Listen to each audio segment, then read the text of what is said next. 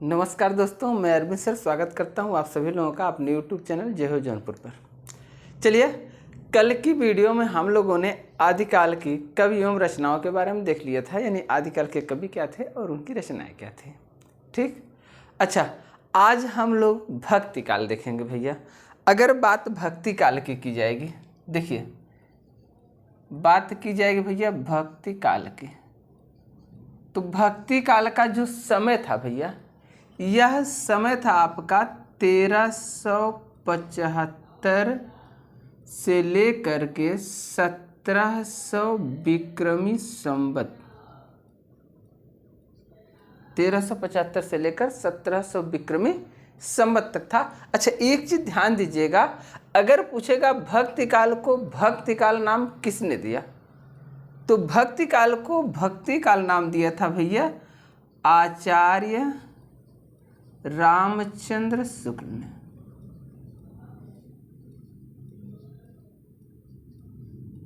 किसने दिया था? आचार्य रामचंद्र शुक्ल ने। एक चीज और ध्यान दीजिएगा, अगर पूछेगा भक्ति काल को भैया पूर्व मध्य काल किसने कहा, पूर्व मध्य काल, तो ध्यान दीजिएगा भक्ति काल को पूर्व मध्य काल कहा था आचार्य हजारी प्रसाद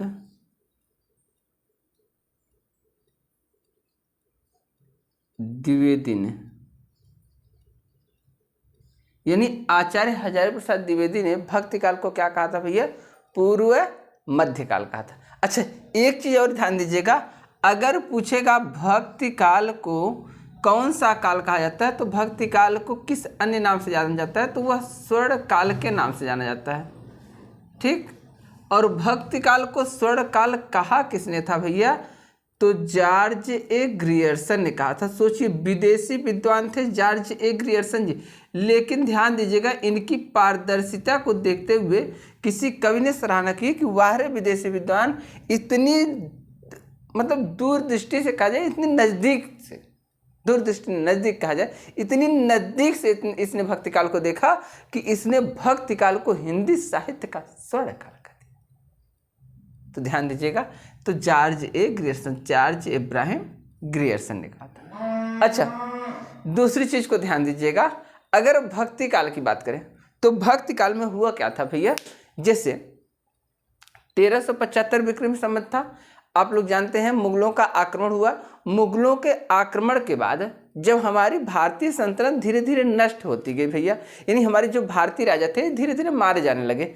जो आदिकाल के कवि थे सब आश्रयदाता कवि थे, किसी न किसी राजा के दरबार में रहते थे, और जब राजाओं का हनन होता चला गया भैया, राजा मारे जाने लगे, तो ये जो कवि थे अब राजाओं के पास तो रहने वाले नहीं थे, तो इन्होंने क्या किया भैया? भक्ति का मार्ग अपना लिया ना। कुछ लोग जनमानस में चले गए, कुछ लोग जंगलों की तरफ चले गए। इनको एक ही आरास दिखा, केवल ईश्वर, इन्हें ईश्वर के अलावा अब कोई दिखा नहीं। यहीं से धीरे धीरे भक्ति काल की उपज होती है। अच्छा, एक चीज और है कि अगर भक्ति काल का प्रारंभ माना जाए तो वो दक्षिण भारत से माना जाता है। अब उत्तर में कैसे आया? तो उत्तर में दक्षिण भारत में अलवार थे, नैनार थे। अभी मैं टीजीटी पीजीटी का विस्तृत क्लास शुरू करूंगा तो वहां मैं चर्चा करूंगा भैया कि अलवार थे और नैनार थे। तो वहां पर जाता कौन है? आपके रामानंद जी जाते हैं, और वहीं से भक्ति को कहाँ लेके आते हैं? उत्तर भारत में लेके आते हैं। कहते हैं भक्ति द्राविड़ उपजी लाए रामानंद ना। इसके बाद कबीरदास ने प्रकाशित किया भैया, इसको प्रकाशित कबीर ने प्रकाशित किया 7 दीप 9 खंड। ठीक, यानी इसको सबसे ज्यादा बढ़ाने का श्रेय किसको आता है? कबीर को।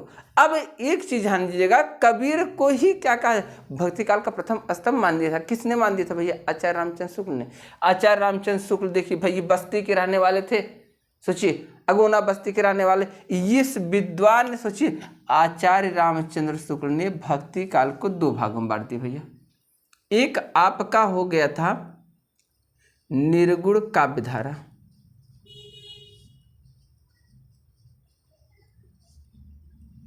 ठीक, निर्गुण काव्यधारा।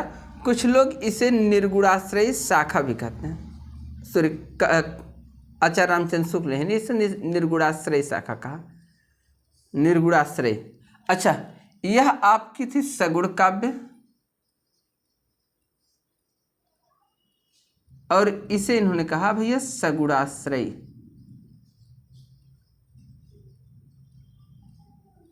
अच्छा, अब एक चीज ध्यान दीजिएगा, निर्गुणाश्रय सगुणाश्रय में है क्या भैया? निर्गुण काव्यधारा में निराकार ब्रह्म की उपासना किया गया, जबकि सगुण काव्यधारा में साकार ब्रह्म की उपासना किया गया। अच्छा, जब निर्गुण काव्य की उपासना किया गया, निर्गुण ब्रह्म की उपासना किया गया, तो यह दो रूपों में किया गया भैया। एक था ज्ञान मार्गी,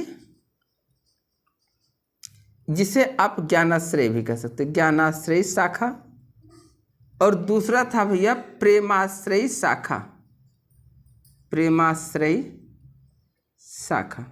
अच्छा, ज्ञानाश्रय शाखा के जो प्रमुख कवि हुए थे भैया, ये आपके हुए थे कबीरदास। ध्यान दीजिए, कबीर जैसा समाज सुधारक अभी हिंदी साहित्य में नहीं जन्म लिया, और कबीर जैसा ज्ञानी कवि भी नहीं जन्म लिया। ठीक। दूसरी चीज, प्रेमाश्रयी शाखा की अगर प्रमुखता की बात की जाए तो इसके प्रमुख कवि आते हैं भैया मलिक मोहम्मद जायसी। मलिक मोहम्मद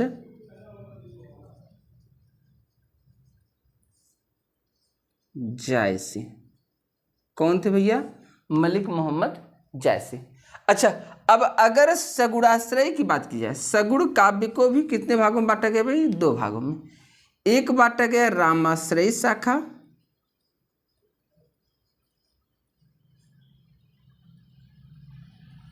रामाश्रय शाखा हम नहीं लिखेंगे। अच्छा, यहां पर भैया कृष्णाश्रय शाखा।